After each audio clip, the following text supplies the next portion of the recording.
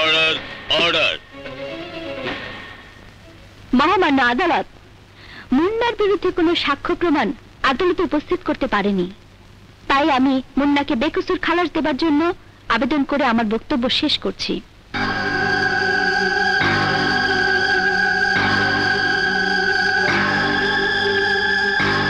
Order, order.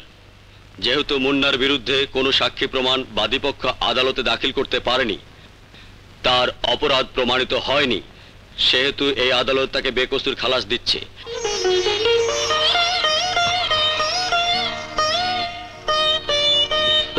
এবং সেই সাথে মাকিম গাজীকে গ্রেপ্তার করে আইনের কাছে সোপর্দ করার জন্য এই আদালত নির্দেশ দিচ্ছে।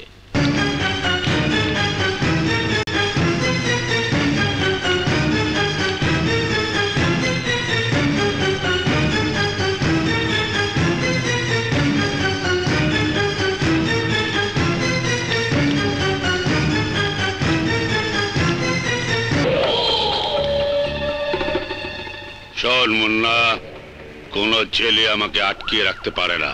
আমি বের হব, আর তখন তুই দুনিয়া থেকে বের হয়ে যাবি।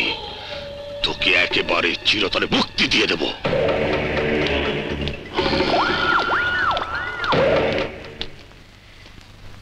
দাঁড়াও মুন্না। মুন্না, আমি আমি আমার ভুল বুঝতে পেরেছি, তবুও কি তুমি আমায় ক্ষমা করবে না? জয়া, আমি কিন্তু সেদিন সত্যি সত্যি তোমাকে ভালোবেসেছিলাম।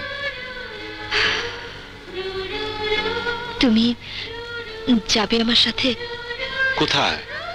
আমার বাবার কাছে। চলো। কি বললি লালচান? আমার মেয়ে ওই সন্ত্রাসী মুন্নাকে কোর্টে প্লিড করে বেকসুর খালাস করে নিয়ে এসছে? হ্যাঁ বাবা।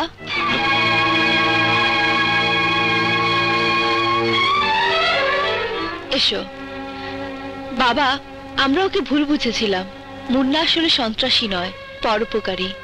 ও সন্ত্রাসীদের মেরে সন্ত্রাস দূর করে। ওকে ধরিয়ে দিয়ে আমি ভুল করেছিলাম বাবা। কি বলছিস তুই? ও আমার একমাত্র ছেলে, তোর ভাই মাহিমকে খুন করেছে। মাহিম আমার ভাই হলেও সে ছিল একজন সন্ত্রাসী, খুনি। টাকার জন্য একটা বাচ্চাকে অপহরণ করে দুটুকরো করে ফেলেছে। এছাড়া ওর অনেক কুকর্মের কথা আমি জেনেছি।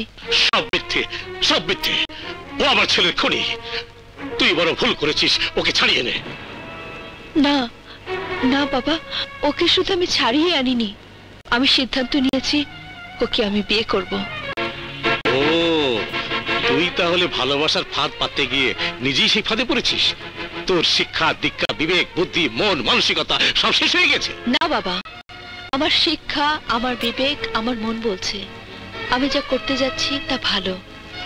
ওর অতীত যাই থাকুক, ও এখন সম্পূর্ণ অন্য মানুষ, একজন ভালো মানুষ। আমার কথা মতো সে মাকিম গাজীর মতো লোকের কাজ ছেড়ে দিয়ে এসেছে। আমি ওর ভালোটাকে ধরে রাখতে চাই বাবা, তুমি অনুমতি দাও, আমি ওকে বিয়ে করব।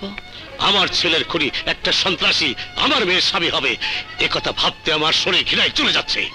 আরে তুই যে সন্ত্রাসী কর্মকাণ্ড ছেড়ে দিবি, বিয়ে করে আমার মেয়েকে খাওয়াবে কি? বাবা, তুমি কিন্তু ওকে অপমান করছো। ওর মান সম্মান কি আছে যে আমি ওকে অপমান করব? আরে সন্ত্রাসী কর্মকাণ্ড ছেড়ে দিলে তোর একটা শাড়ির দাম 2 বছরও জোগাড় করতে পারবে না। আর তুই যে সেন্ট মাখিস, সেই সেন্ট কিনতে ওর 14 বছর লেগে যাবে।